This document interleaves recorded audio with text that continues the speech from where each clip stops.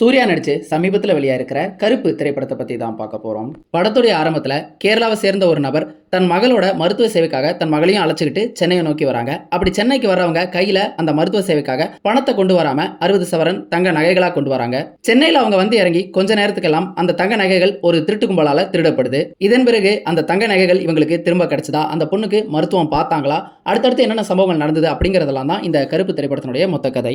படத்துடைய முதல் பாதியை பொறுத்தளவுக்கு பெருவாரியான நேரம் பார்த்தீங்க அப்படின்னா அந்த அப்பாவுக்கும் மகளுக்கும் இடையிலான அந்த காட்சிகளும் அவங்களுடைய சட்ட ரீதியான அந்த போராட்டங்களும் அவங்களுக்கு திரும்ப திரும்ப ஏற்படக்கூடிய அந்த ஏமாற்றங்களும் தான் பெரிய அளவிலான நேரத்தை திரையில ஆக்கிரமிச்சிருக்குது. அது எல்லாத்தையுமே உண்மைக்கு நெருக்கமாகவும் சித்தரிச்சிருந்தாங்க. அது பார்க்கறதுக்கும் அந்த காட்சிகள் இன்ட்ரெஸ்டிங்காகவும் இருந்தது. இந்த படம் பெரிய அளவில் சறுக்க தொடங்கினது படத்தினுடைய 2ஆம் பாதியிலிருந்து தான். அதுக்கு முக்கியமான காரணம் என்ன அப்படின்னா, 2ஆம் பாதியில கடவுளுக்கு எந்த விதமான ரெஸ்ட்ரிக்ஷன்ஸும் கிடையாது. கதாநாயகன் கடவுளாவே வராரு. கடவுளுக்கு அளிக்கப்பட்டிருக்கக்கூடிய அந்த ஆற்றல் அத்தனையுமே அவர் பயன்படுத்துறாரு.